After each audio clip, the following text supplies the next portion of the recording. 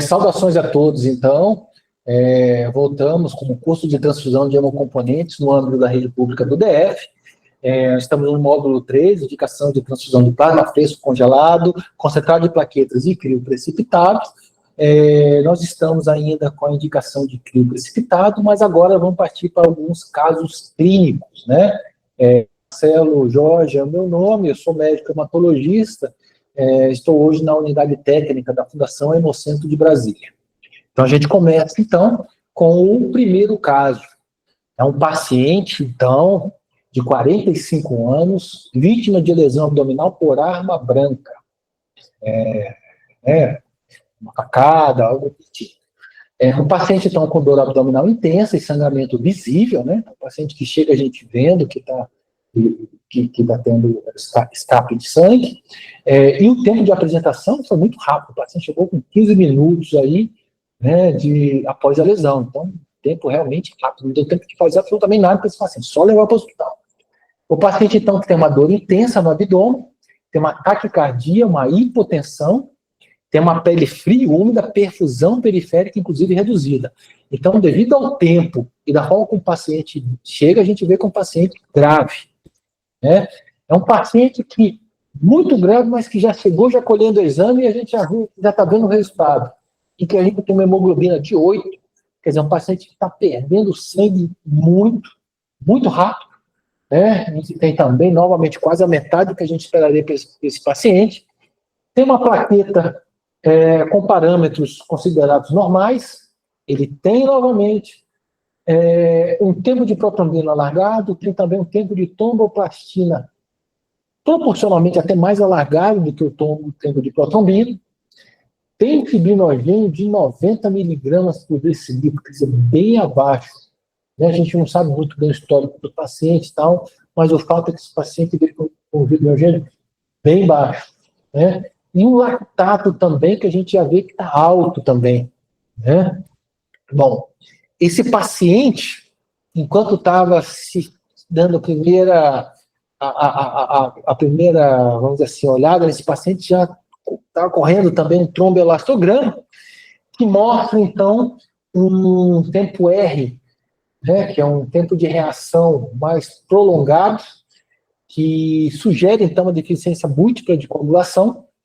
Ele tem uma amplitude máxima também diminuída, né, sugerindo, então, essa baixa força do coágulo, associada, a gente já pode, né, com o exame laboratorial que a gente já viu anteriormente, a baixa concentração de fibrinogênio.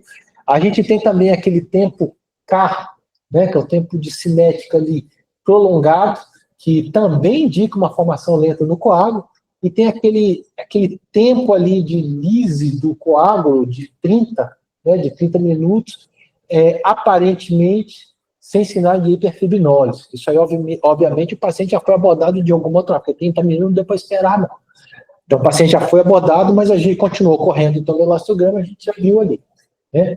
Bom, então a interpretação desse tromboelastograma é que o paciente tem um laudo, né, dessa tromboelastografia que sugere realmente uma hipofibrinogenia, principalmente por causa da baixa amplitude e do tempo K, né, que sugere essa hipofibrinogenia, né? Além disso, uma resposta, aí é uma resposta inespecífica, hemostática o suficiente, que foi mostrado por aquele primeiro parâmetro, que é o tempo de reação.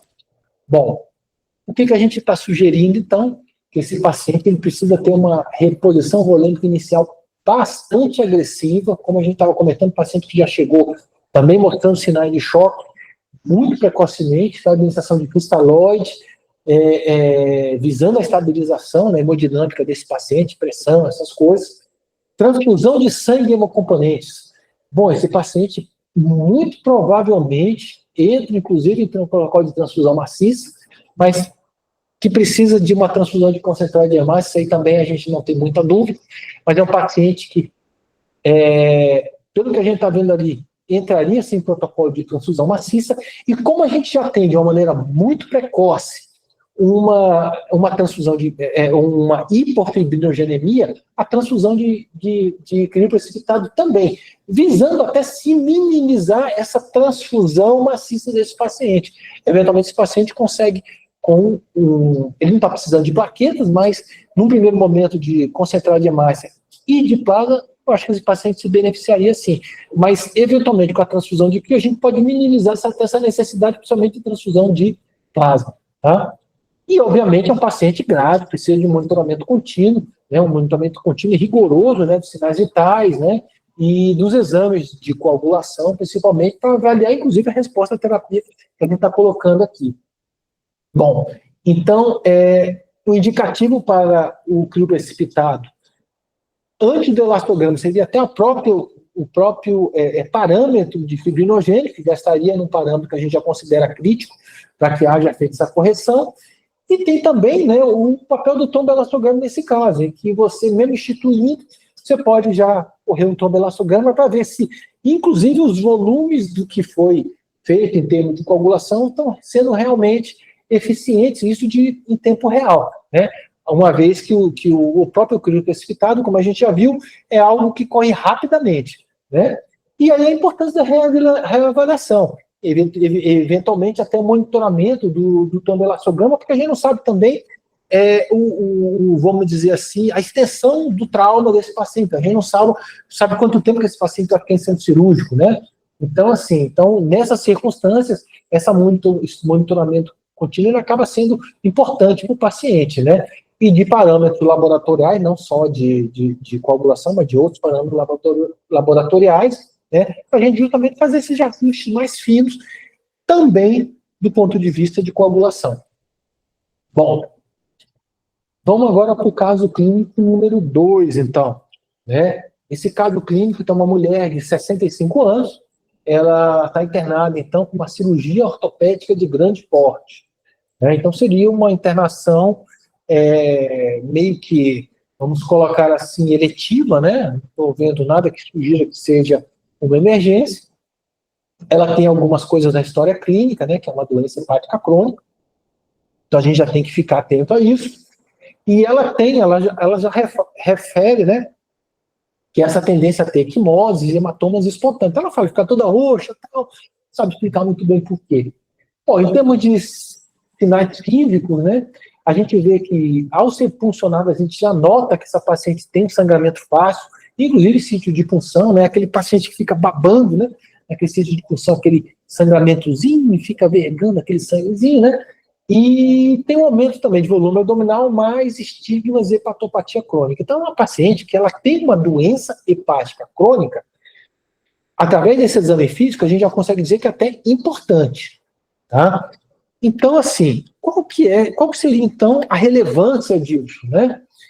Bom, a gente tem alguns exames laboratoriais também. A gente vê que é uma paciente que, do ponto de vista de hemograma, nem está muito maltratada. A gente até esperaria que ela tivesse um consumo de plaqueta maior, até por hiperesplenismo, junto com, eventualmente, uma anemia, paciente que tem uma doença hepática. Portanto, mas nesse caso a gente vê que está tudo ali muito limítrofe, então não é o que chama atenção. Né? A gente tem um tempo de protrombina que está mais alargado, né? Não está tão alargado, mas a gente pode ter um RNI, aí sim, mais alargado, esse parâmetro é um parâmetro até mais importante que o tempo de protrombina, né? E a gente tem um tempo de tromboplastina parcial ativado, que aí sim está mais alargado. Desculpa, está um pouco menos alargado, mas que também está alterado. O que é muito comum nesses pacientes de hepatopatia crônica, não é a predominância especificamente de um, mas tem o alargamento dos dois, realmente com o RNI, né, ou o TAP, o tempo de protrombina, realmente tendo vamos dizer assim, sendo mais marcadamente alterado. Mas o mais comum realmente é que a gente tem o comprometimento dos dois. Né? A gente tem acesso ao fibrinogênio, a gente vê um fibrinogênio bem baixo. Né? E aí que entra, né, a relevância daquilo que foi discutido anteriormente, que é uma paciente que tem uma doença hepática importante. A gente sabe que o fibrinogênio é produzido pelo fígado. Então, com o comprometimento do fígado, a gente já tem uma produção comprometida realmente do fibrinogênio. Correndo também o tromboelastograma, né, que a gente vê também algumas coisas importantes aqui, que é o tempo de reação também prolongado, né, que reflete, nesse caso específico dela, o que predomina deve ser a deficiência do fibrinogênio em relação a outros, inclusive. A gente tem também uma amplitude máxima reduzida, né, e a gente tem também esse K prolongado, indicando também deficiência na formação de fibrina. aparentemente CL30 está normal, e a interpretação diante do quadro clínico da paciente e dos outros parâmetros, fazendo cruzamento, a gente tem realmente um peso da hipofibrinogenia, né, alterando o resultado da tromboelastografia como um todo, né? Então, a abordagem dessa paciente seria, até de maneira profilática, se fazer uma correção do nível de fibrinogênio com o crio precipitado, né, antes do procedimento cirúrgico, visando, inclusive, minimizar o máximo possível de dano para essa paciente em termos de complicações trans e pós-operatórias. Nós estamos falando especificamente de sangramento e complicações transfusionais. A administração de plasma fresco, né, considerando que o plasma possui outro fator de coagulação em caso de doença hepática avançada, então é uma possibilidade também de se pensar de se fazer também um set rápido de transfusão de plasma, né? Fibrinogênio, sem sombra de dúvida, plasma discutível, mas é possível sim, tá? Se pensar em fazer isso, principalmente dependendo de como ver o RNI dela, que é um dado que a gente não teve acesso, mas que possibilidade sem sombra de dúvida, e o monitoramento intraoperatório. Esse monitoramento intraoperatório é inclusive com o uso de um monitoramento em tempo real. Tá? Para quê? Para que haja um controle rigoroso do estado hemostático para evitar sangramento excessivo durante a cirurgia. Então, nesse caso, estaria bem indicado uma paciente com uma coagulopatia grave e uma cirurgia extensa, como essa cirurgia ortopédica que ela vai fazer, um monitoramento de repente com tromboelastograma, como segurança para essa paciente. A paciente começa a apresentar sinais de descompensação hemostática, já consegue se entrar, vamos dizer assim, precocemente, inclusive com a transfusão de crio transoperatório, além daquele que foi feito pré-operatório. Tá?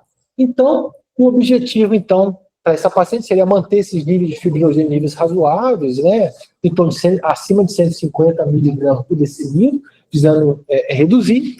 O papel do tromboelastograma seria permitir justamente esses ajustes finos. A gente coloca grosseiramente como aquela faixa de utilização do crio, mas aí o tromboelastograma consegue dar para a gente uma precisão maior nessa necessidade ou não, inclusive durante o transoperatório, de que se faça um ajuste um pouco mais fino nessa transfusão de fibrinogênio, né, ou seja, pela utilização do crio, aí visando utilizar a reposição de acordo com a resposta da paciente, afinal de contas, essa resposta ela acaba sendo individual mesmo, né, e a importância do monitoramento, que é essas reavaliações frequentes para se evitar sobredosagem e sobrecarga de volume. E, às vezes, só fazendo essa reposição de crio e sem necessidade de fazer mais transfusão ou, eventualmente, da própria transfusão do plasma em si, né, que para uma paciente como ela, que é hepatopata, também esse manejo do volume também acaba sendo complicado. Bom, nós temos algumas diferenças entre o caso. O primeiro caso é uma hemorragia aguda, em que o paciente tem estado crítico, né, com hipofibrinogênia secundária ao trauma, né, em que o tratamento ele é direcionado para o controle de sangramento e estabilização hemodinâmica rápida. Né, aquele tiro tem que ser certeiro, né. E uma hipofibrinogenia crônica, em que uma paciente vai ser submetida, então, a uma cirurgia eletiva, e que isso tudo foi identificado no pré-operatório, em que ela, por conta da doença hepática, ela tem essa alteração laboratorial com repercussão certamente na hemostasia dela. Tá?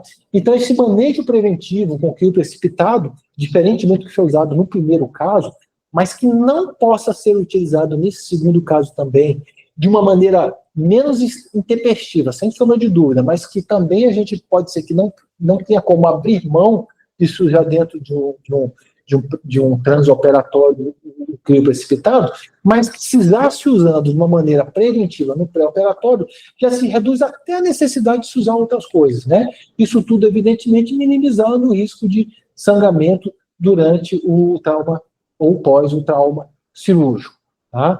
Então, a gente, como conclusão, a gente diz que o crio precipitado é um recurso importante para o manejo de fibrinogênia em contextos agudos e crônicos, né, que foram os dois casos que a gente colocou, e que a personalização do tratamento com o uso do tromboelastograma possibilita intervenções mais eficazes e seguras.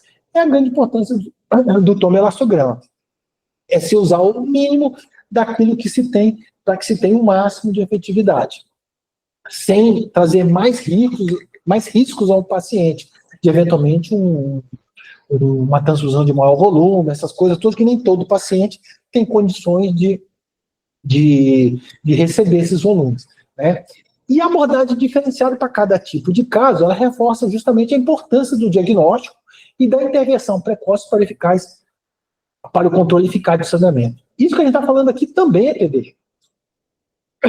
PBM a gente foca muito na transfusão de concentrado de hemácia, mas acaba que a gente, quando lida com essa identificação de fatores ou de uma coagulopatia já estabelecida, a gente também minimiza também a utilização do concentrado de glóbulos vermelhos. Mas isso também é PBM.